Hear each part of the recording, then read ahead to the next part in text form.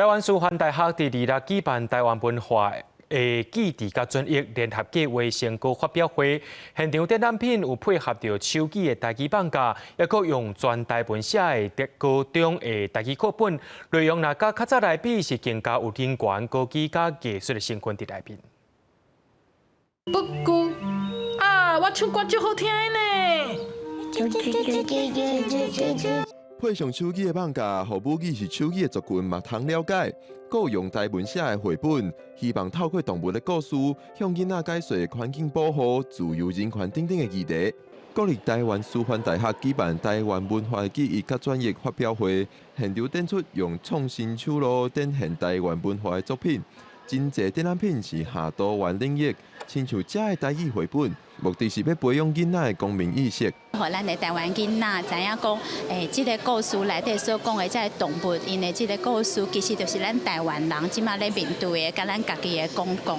这个政策甲公民社会有关系的一寡议题。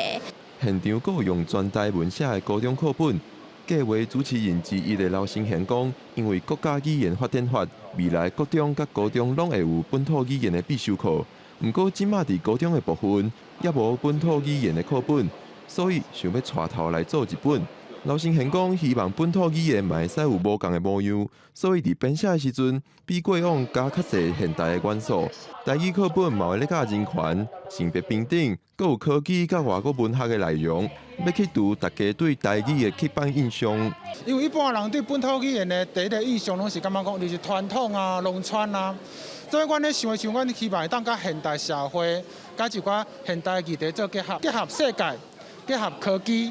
结合即马所有重要议题，包括性别平等等等。刘成贤阁补充，台语是生活语言，嘛是一个会使谈论国际上所有议题的语言，亲像这谈论多元议题的绘本同款，未来会继续发展出更较侪作品，用台语紹介台湾文化。记者郭碧君、张永水台北报道。